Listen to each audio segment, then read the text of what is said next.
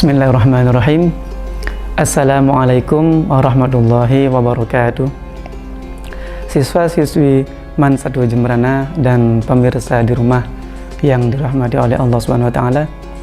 Pada kesempatan kali ini kita akan belajar khatil Quran atau kaligrafi. Khat adalah seni menulis indah ayat Al-Quran. Nah, yang mana Allah berfirman dalam surah Al-Hijr ayat 9, Bismillahirrahmanirrahim. Inna nahnu nazzalna dzikra wa inna lahu lahafizun. Sesungguhnya kamilah yang menurunkan Al-Quran dan kami pula lah yang menjaganya. Kenapa saya mengambil surah Al-Hijr ini? Sebab di dalam melestarikan seni kaligrafi itu sama dengan menjaga kelestarian Al-Quran itu sendiri.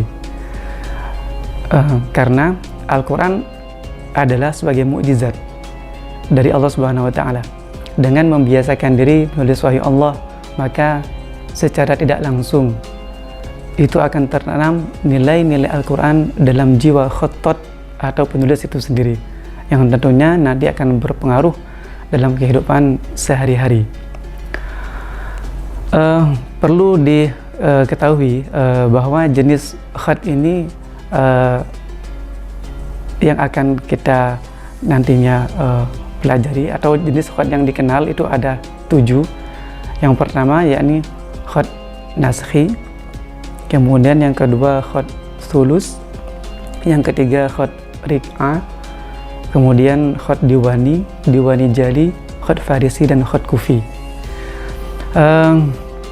Pada dasarnya bahwa karakter tulisan atau bentuk dari khat itu sendiri itu ada 2, yakni yang pertama ada karakter yang lembut atau layyinah, yang kedua ada karakter kering atau kaku, yang nantinya dari 2 dasar khat ini akan tertuang dalam 7 macam jenis khat yang disebut di atas tadi.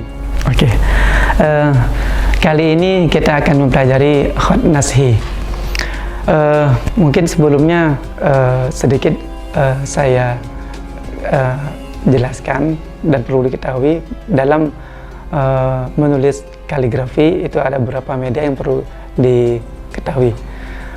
Yang jelas yang sudah seperti yang sudah kita lihat di depan ini yang pertama buku gambar A3 ya.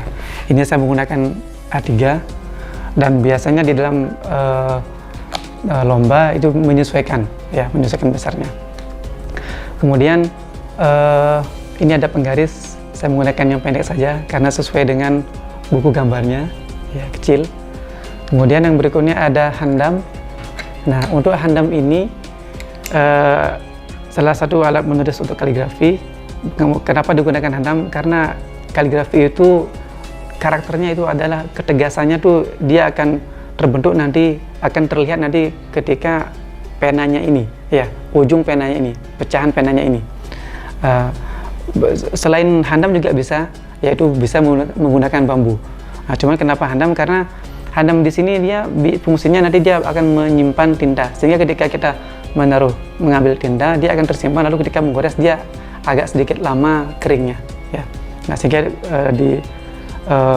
kebanyakan pada khat itu menggunakan handam, apalagi untuk lomba. Ini jenis yang besar ini, yakni handam super, ini nanti akan saya gunakan untuk huruf ya. Kemudian yang kecil ini untuk harokat, nah, itu handam. Kemudian yang berikutnya itu ada pensil. Kita nanti akan membuat garis tentunya ya, supaya dia tampak lurus. Kemudian yang berikutnya ini ada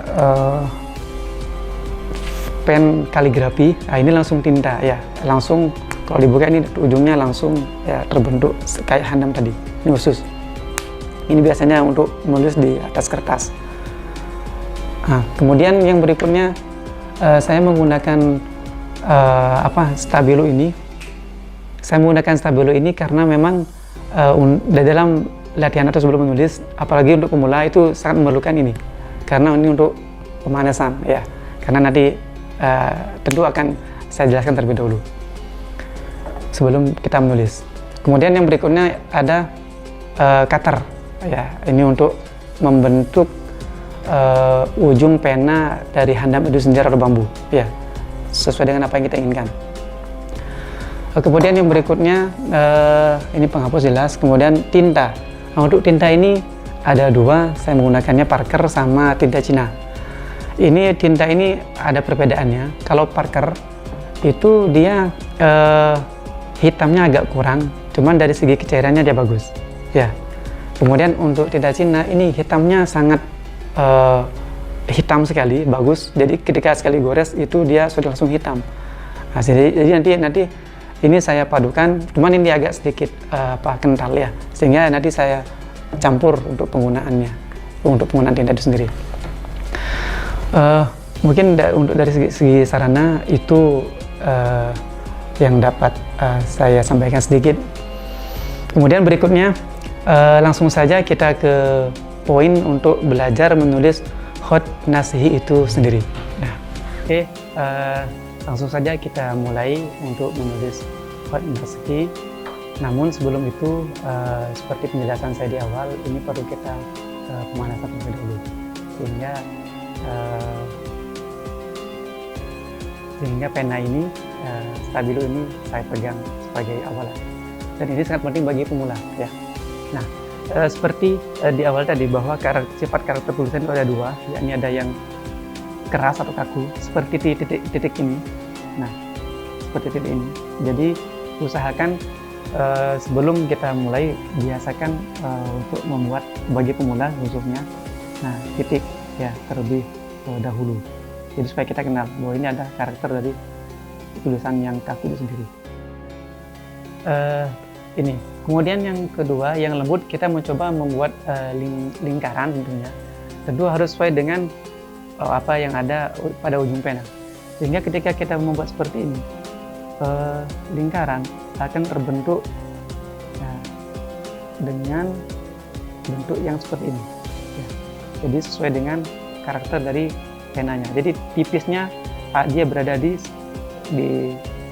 miring, ya, sesuai dengan kemiringannya. Itu untuk yang bulat.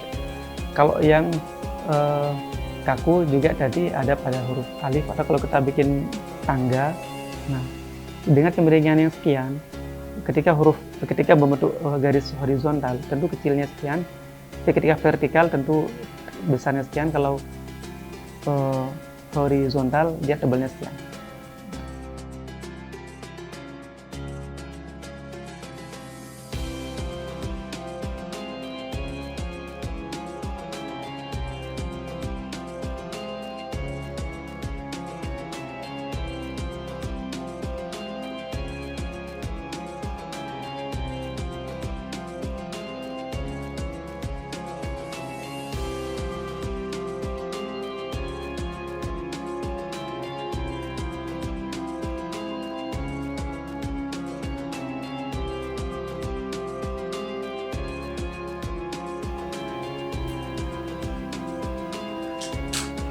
Oke, inilah contoh dari khat nasihi, yakni tulisan Bismillah dan huruf hijaiyah.